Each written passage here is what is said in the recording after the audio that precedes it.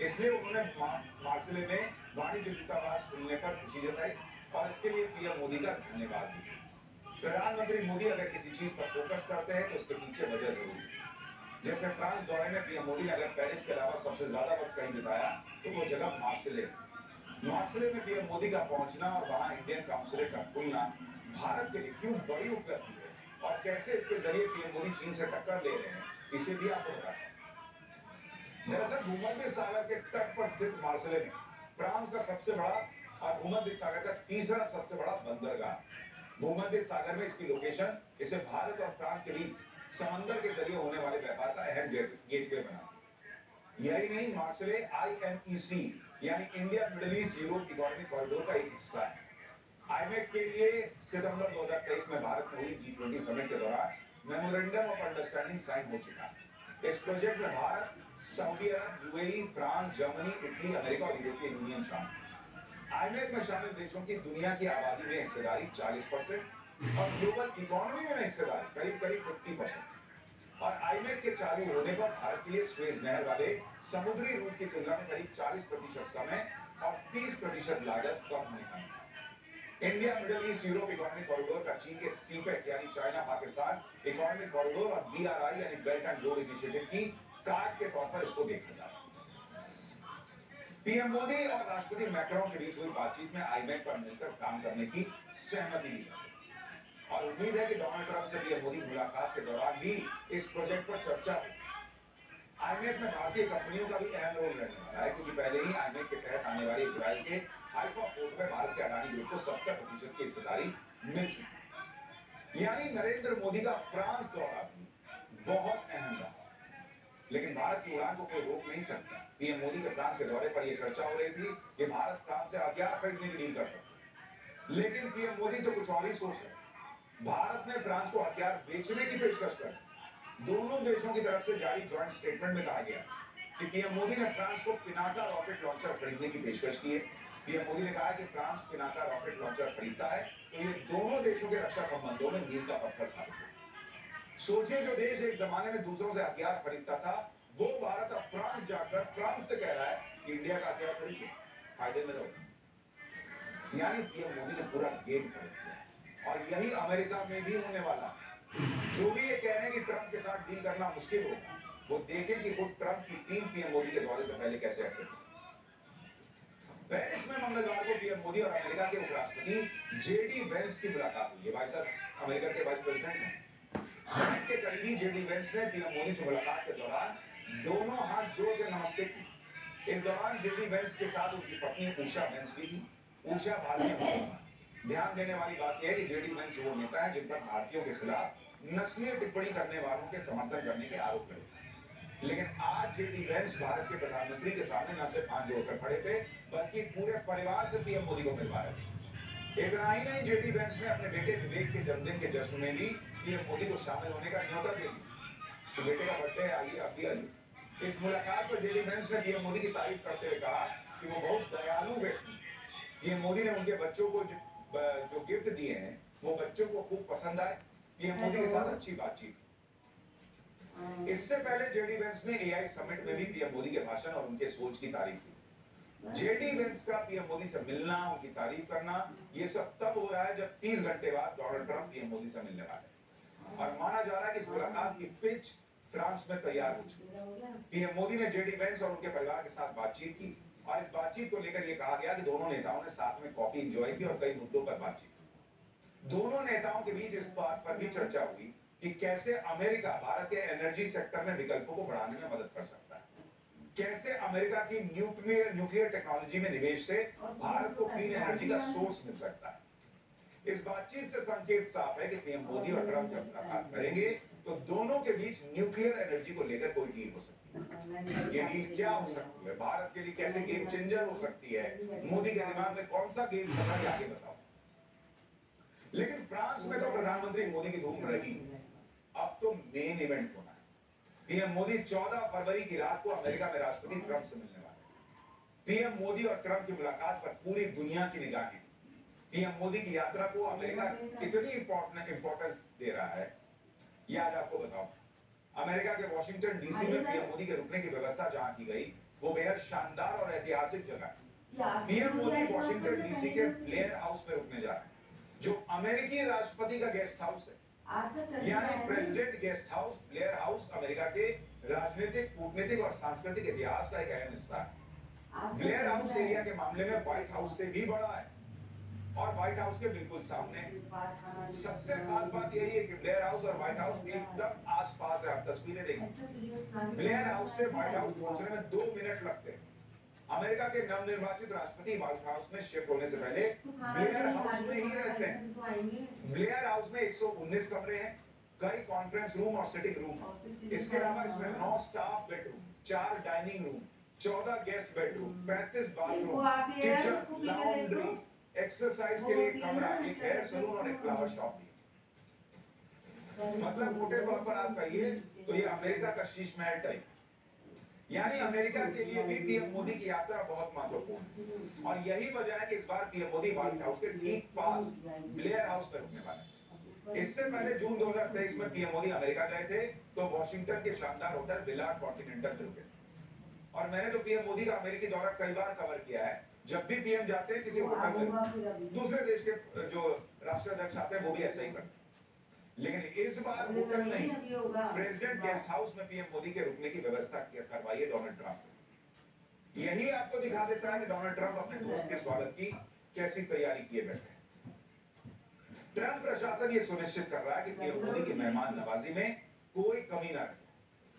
Modi Trump की जोड़ी से घबराए लोग ये माहौल बना रहे हैं कि ट्रंप तो टैरिफ वाले टेरर में भारत को भी नहीं छोड़ने वाले, भारत को कोई स्पेशल छूट नहीं मिलने वाली। इसके लिए सब स्टील और एल्यूमिनियम पर ट्रंप के टैरिफ वाली कहानी सुना रहे हैं।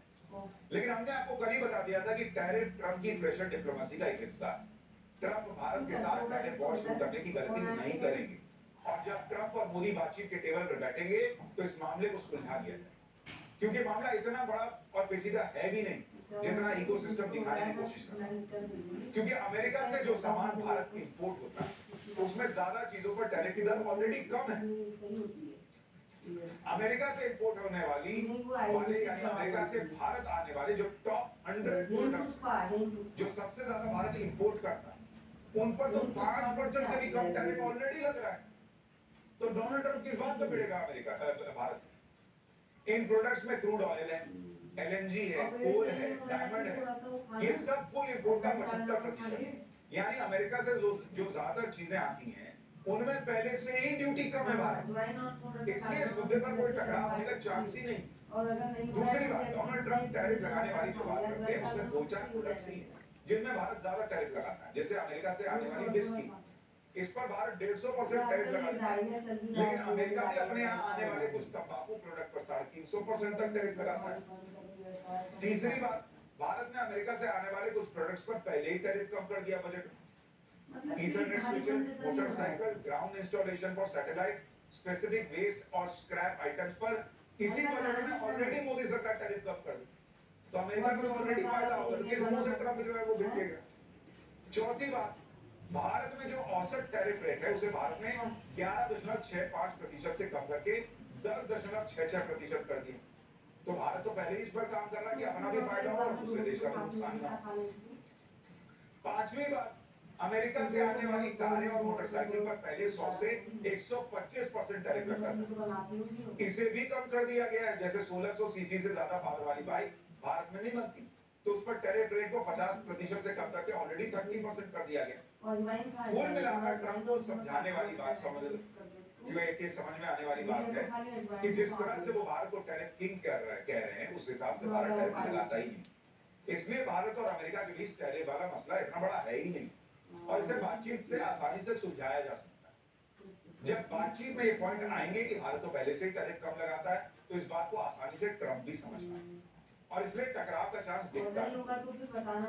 पहले पिछली बार जब डोनाल्ड ट्रंप ने टैरिफ बढ़ाया था चाइना पे तो उसका फायदा दूसरे देशों को हो गया, अमेरिका को फायदा नहीं हुआ, क्योंकि कनाडा, मेक्सिको, भारत से सामान गया और कई जगहों से मेड इन चाइना सामान जो है वो अमेरिका पहुंचा। तो चाइना से जो एक्सपोर्ट था वो होने लगा अमेरिका में, लेकिन वही चाइनीज सामान घूम के अमेरिका पहुंचा, मेड इन अमेरिका जो है तो ट्रंप ये कर सकते हैं ये सब हिसाब किताब, लेकिन उससे फायदा अमेरिका को बहुत नहीं। हाँ, मूँग की टैरिफ का जो माहौल बनाया जा रहा है उसमें ऐसा कुछ होने वाला वो नहीं है ज़्यादा जिससे अच्छी मोदी रहेगी ट्रम्प की क्योंकि वो दोस्ती बढ़ ऑफिस से सके। जाएगी और बाकी उसको मोदी गर्म ट्रम्प की करके वहाँ दोस्ती पे और खा लेगी। मजबूत होने वाली है क्योंकि मोदी ट्रम्प की तो मुलाकात में बड़ी बड़ी मिक्सी डील्स की बनवा लेना, संभावना है। ज़्यादा मत हमने कल बनवाना आपको थोड़ी सी बताया था कि बनवा, जब पीएम मोदी और ट्रम्प मिलेंगे तो अपनी कई मर्ज़ी बड़ी से डील जैसे ना और उसको इसमें खा एक लेगी डील वो न्यूक्लियर एनर्जी को लेकर हो और सकती चाहे उसमें तू चाहे तो उसमें है, जिसके नहीं बारे में जाएगा, पीएम मोदी और अमेरिका के उपराष्ट्रपति के बीच चर्चा भी हो चुकी जाएगा नींबू है। जाएगा नींबू दरअसल छोड़ न्यूक्लियर एनर्जी का एक ऐसा सपना उसको खाओ उससे तो वो हल्की होगी इस पेट वक्त में है सही जिसे रहेगा, भारत दशकों से देख रहा है। उसको खा इस सपने को पूरा करने का रात को भी जिम्मा वही पीएम खा मोदी के कंधों पर है। 2-4 दिन भारत वो देश है जिसने 1969 में न्यूक्लियर पावर प्लांट बना ली और ऐसा करने वाला एशिया का दूसरा देश बन गया था भारत 1969 में। पहला देश जापान था और चीन तो तब कहीं दूर दूर तक था भी नहीं। 70 के दशक में ही भारत ने साल 2000 तक न्यूक्लियर एनर्जी से 10,000 मेगावाट जनरेट करने का लक्ष्य लिया। लेकिन इस डेडलाइन के भी 25 साल बीत जाने के बाद भी भारत 8,200 मेगावाट का लक्ष्य ही हासिल कर पाया, जबकि इसी दौरान चीन ने अपनी न्यूक्लियर कैपेसिटी को 58,000 मेगावाट तक बढ़ा दिया। आज की तारीख में चीन और साउथ कोरिया न्यूक्लियर रिएक्टर्स के बड़े एक्सपोर्टर्स। इस मामले में चीन और बाकी देश तो आगे निकल रहे हैं, जबकि भारत शुरुआती मदद पाने के बाद भी पीछे है। साल 2008 में भारत को कभी नई उम्मीद जगी जब अमेरिका के साथ भारत की न्यूक्लियर डील, लेकिन इस डील में भी ज्यादा प्रगति नहीं हुई। भारत के कुछ कानून इस डील के आड़े आ गए, लेकिन अब पीएम मोदी ने भारत की न्यूक्लियर कैपेसिटी को बढ़ाने का नया टारगेट सेट कर दिया। साल 2047 तक 1,00,000 मेगावाट का बड़ा टारगेट रखा गया। इससे लगभग 6 करोड़ घरों को एक साल तक बिजली दी जा सकती। अब आप सोचेंगे कि जब 55-50 साल में हम 10,000 मेगावाट का टारगेट पूरा नहीं कर पाए तो 22 साल में 1,00,000 मेगावाट का टारगेट कैसे पूरा कर लेंगे। दरअसल पीएम मोदी ने टारगेट हवा में सेट नहीं किया, वो अपनी सरकार के 10 साल में परमाणु ऊर्जा की क्षमता को दोगुना कर चुके। 2014 में 4,780 मेगावाट से आज भारत 8,180 मेगावाट तक की क्षमता तक पहुंच गया और इसे 1,00,000 मेगावाट तक ले जाने के लिए पीएम मोदी ने रोड मैप तैयार कर लिया और इसके लिए इस बजट में बड़ा फैसला हुआ। बजट में वित्त मंत्री ने एटॉमिक एनर्जी एक्ट और civil liability for nuclear damage act में संशोधन कर दिया। लायबिलिटी क्लॉज के तहत अगर कोई बड़ी दुर्घटना होती है तो कानून के तहत भारत में विदेशी कंपनियों पर भारी जुर्माने का प्रावधान। इसी वजह से एक दशक तक विदेशी कंपनियां भारत के सेक्टर से दूर रही, लेकिन अब इस कानून में संशोधन किया जाए। इसके साथ ही न्यूक्लियर पावर प्रोजेक्ट्स में निजी सेक्टर के निवेश को बढ़ावा दिया जाएगा। पीएम मोदी ने स्मॉल मॉड्यूलर रिएक्टर्स के रिसर्च और डेवलपमेंट के लिए न्यूक्लियर एनर्जी मिशन को भी लॉन्च किया। इस मिशन के लिए 20,000 करोड़ रुपए आवंटित किए गए। भारत अगर अपनी न्यूक्लियर कैपेसिटी को बढ़ाएगा तो एनर्जी के लिए दूसरे देशों पर उसकी निर्भरता कम, भारत को क्लीन एनर्जी मिलेगी, भारत जीरो कार्बन उत्सर्जन और नो पॉल्यूशन के टारगेट की तरफ बढ़ेगा। इसलिए पीएम मोदी ने बजट में इसे बहुत बड़ा ऐलान बताया। मोदी सरकार ने बजट में न्यूक्लियर डैमेज एक्ट में संशोधन की बात करती है जब पीएम मोदी अमेरिका आने वाले और हाल में अमेरिका ने भारत की 3 परमाणु संस्थाओं पर 20 साल से लगा हुआ बैन भी हटाया। अब जब पीएम मोदी और ट्रंप मिलेंगे तो उनके बीच में परमाणु एनर्जी पर भी बात होगी। मोदी सरकार ने कानून में संशोधन की बात कह दी है जिससे अमेरिका की कंपनियां भी भारत में निवेश कर सकती हैं। इसके साथ ही भारत को अमेरिका की न्यूक्लियर टेक्नोलॉजी मिलने का रास्ता साफ हो गया, जिसका जिक्र अमेरिका के उपराष्ट्रपति ने किया। केंद्रीय पेट्रोलियम मंत्री हरदीप पुरी भी कह चुके हैं कि न्यूक्लियर एनर्जी एक खास मुद्दा है जिस पर मोदी और ट्रंप के बीच बात होगी। भारत ने साल 2030 तक अपनी आधी ऊर्जा जरूरतों को ग्रीन एनर्जी के जरिए पूरा करने का मिशन बनाया और इस मिशन की कामयाबी के लिए अमेरिकी टेक्नोलॉजी का साथ जरूर चाहिए। आज भारत में न्यूक्लियर एनर्जी सोलर एनर्जी से लगभग 3 गुना महंगी है और तो और न्यूक्लियर प्लांट को स्थापित होने में कम से कम 6 साल लग जाता है। इसलिए भारत की नजर अमेरिकी कंपनियों की तरफ से तैयार किए जा रहे छोटे परमाणु रिएक्टर्स पर। नए छोटे मॉड्यूलर रिएक्टर सस्ते भी हैं और साथ में जल्दी बन जाते हैं, तो इस दिशा में भी दोनों देशों के बीच सहमति बन सकती है। तो इकोसिस्टम टेरिफ वॉर का माहौल बना रहा है। नरेंद्र मोदी भारत को विकसित राष्ट्र बनाने के लिए क्या करना है उस दिशा में सोच के आगे चल रहा है। पीएम मोदी का बड़ा फोकस भारत की एनर्जी जरूरतों को पूरा करना है। वह विकसित राष्ट्र बन जाइएगा, एनर्जी है ये नहीं, में लाइटें नहीं है तो क्या कीजिए। और इसके लिए सिर्फ अमेरिका की बात नहीं, आप फ्रांस की एक तस्वीरें देखिए। प्रधानमंत्री नरेंद्र मोदी ने फ्रांस के कैडारैचे में ITER साइट यानी international thermo nuclear experimental reactor site का भी दौरा किया। ये वैज्ञानिक प्रोजेक्ट न सिर्फ फ्रांस के लिए बल्कि पूरी दुनिया के लिए बहुत इंपॉर्टेंट है, क्योंकि ये इकलौता प्रोजेक्ट है जहां फ्यूजन टेक्नोलॉजी से परमाणु ऊर्जा तैयार करने की कोशिशें हो रही। और खास बात यह भी है कि इस रिसर्च में भारत भी एक अहम हिस्सेदार है, क्योंकि इसके रिएक्टर में मेड इन इंडिया क्रायोस्टेट लगा हुआ है। परमाणु ऊर्जा को बढ़ावा देने के लिए भारत ने इस रिसर्च में $2 बिलियन से ज्यादा की फंडिंग करने का भी वादा किया। आईटीआर में फ्रांस और भारत के साथ साथ यूरोपियन यूनियन, चीन, जापान, दक्षिण कोरिया, रूस और अमेरिका भी शामिल। यानी कांग्रेस झूठा फेक वीडियो फैलाने में लगा है। कांग्रेस के नेता नरेंद्र मोदी अलग दिशा में चल रहे हैं। वो 2047 पर फोकस